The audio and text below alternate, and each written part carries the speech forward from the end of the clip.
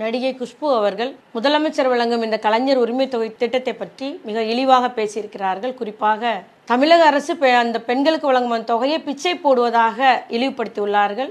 எல்லாமே என்னுடைய சோஷியல் பிளாட்ஃபார்ம்ல இருக்கு. நான் பேசும்போது ஒரு ஐடி விங்கோ இல்ல ஒரு வார் ரூம் வச்சுட்டு நான் பேசுறது இல்ல. நேருக்கு நேர் பேசக்கூடிய தைரியம் எனக்கு இருக்கு. அதுதான் இப்போ பண்றேன். குஷ்பு பேசினா அவ்வளவு பயமா? ஏன்னா குஷ்பு உண்மை பேசுவா, தைரியமா பேசுவா.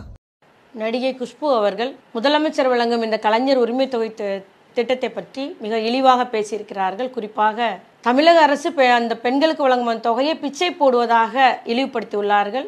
அந்த உரிமை திட்டத்தை பெறுகின்ற அந்த 1,16,00,000 பெண்களையும் இழிவுபடுத்தி அந்த அம்மா பேசியிருக்கிறது மிகவும் வருத்தத்தை தருது.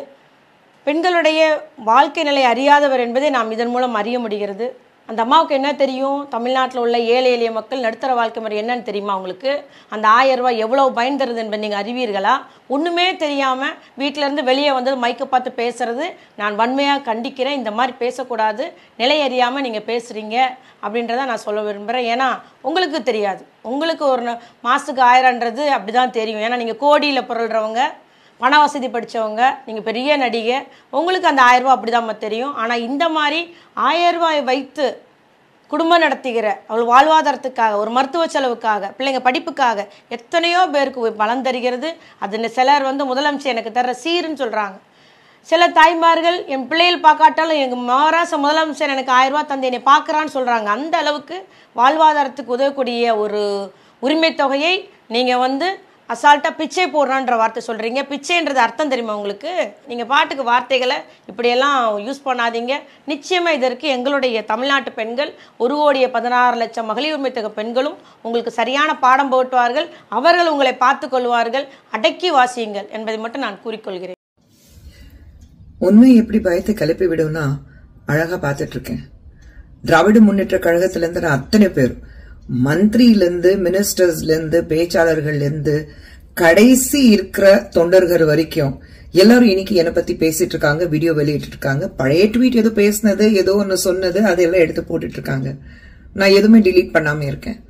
எல்லாமே என்னுடைய சோஷியல் பிளாட்ஃபார்ம்ல இருக்கு. நான் பேசும்போது ஒரு ஐடி விங்கோ இல்ல ஒரு வார் ரூம் வச்சுட்டு நான் பேசுறது இல்ல. நேருக்கு நேர் பேசக்கூடிய தைரியம் எனக்கு இருக்கு. அதுதான் இப்போ பண்றேன். எத்தனை பேர் எனக்கு எதிராக, எனக்கு எச்சரிக்கையாக ஒரு சில விஷயங்கள் சொல்லியிருக்கிறாங்க. இன்க்ளூடிங் திராவிட முன்னேற்ற கழகத்துல நான் ரொம்ப மரியாதை வச்சிருக்கிற ஒரு மினிஸ்டர் மேற்கொண்டு நான் ஒரே விஷயம் சொல்ல விரும்புறேன். ஏன் அவ்வளவு பயந்து உட்காந்துட்டு இருக்கீங்க? குஷ்பு பேசினா அவ்வளவு பயமா? ஏன்னா குஷ்பு உண்மை பேசுவா, தைரியமா பேசுவா.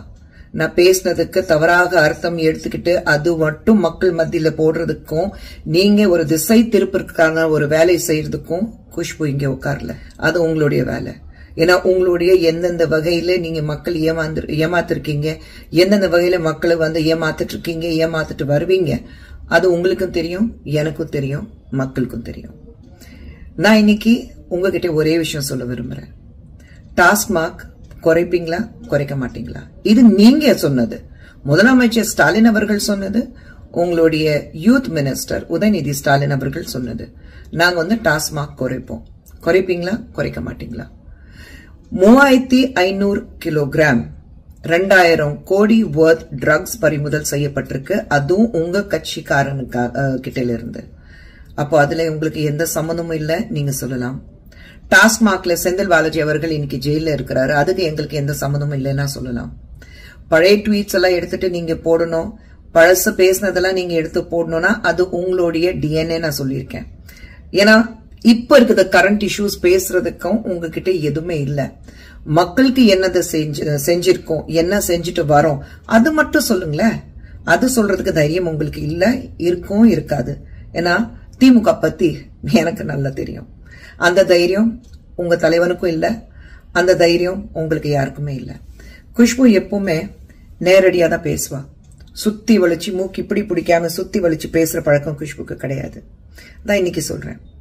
நீங்க தாய்மார்களுக்கு, தமிழ்நாட்டில் இருக்கிற பெண்களுக்கு நீங்க 1000 ரூபாய் கொடுக்கறதுக்கு பதிலாக டாஸ்மாக் குறைச்சிங்கன்னா அவங்க பல ஆயிரம் சேமிச்சு அவங்க குடும்பத்தை நல்லபடியாக சந்தோஷமாக தலை நிமிர்ந்து அவங்களால அந்த குடும்பத்தை நடத்த முடியும். இதுதான் விஷயம் தான் நான் சொன்னேன். இதை திசை திருப்பிட்டு நீங்க மக்கள் கிட்ட பெண்களை கேவலப்படுத்த மாதிரி நான் பேசிருக்கேன்னு சொல்றீங்க. பெண்களை கேவலப்படுத்துறது, பெண்களை அவதூறமா பேசுறது, பெண்களை பத்தி தப்பான ஒரு விஷயத்தை பரவுறது, இது திமுகவுடைய டிஎன்ஏ, குஷ்போடைய டிஎன்ஏ கிடையாது. திமுக இருக்கும்போது பார்த்திருக்கேன், வெளியில வந்ததுக்கு அப்புறம் பார்த்திருக்கேன், இப்பவும் பார்த்துட்டு தான் இருக்கேன். சோ எனக்கு இந்த பூச்சாண்டி வேலையெல்லாம் குஷ்புக்கு காட்டாதீங்க. நான் தவறு பண்ணா சின்ன குழந்தை இருந்தாலும் கீழே விழுந்து மன்னிப்பு கேட்பேன். நான் தவிர நான் பயந்துட்டு ஓடிட மாட்டேன். அண்ட் மறுபடியும் சொல்றேன், அரசியல் நாகரிகம், மேடை நாகரிகம், தைரியமா பேசக்கூடிய விஷயங்கள் முன்னு வச்சு தைரியமா பேசணும். இது எல்லாமே எனக்கு சொல்லி கொடுத்தது என்னுடைய ஆசான் டாக்டர் கலைஞர். அது நீங்க எல்லாரும் மறந்துட்டீங்க. ஆனா நான் மறக்கல, மறக்கவும் மாட்டேன். அப்போ ஒருவேளை நான் தப்பா பேசிருக்கேன் அப்படி நீங்க நினைச்சீங்கன்னா அது என்ன சுத்தி காட்டாதீங்க. எங்க சுத்தி காட்டணும் அதை நீங்க நினைச்சு பாருங்க. ஆனா சொல்லி கொடுத்த விஷயங்கள் என்னைக்குமே நான் மறக்க மாட்டேன்.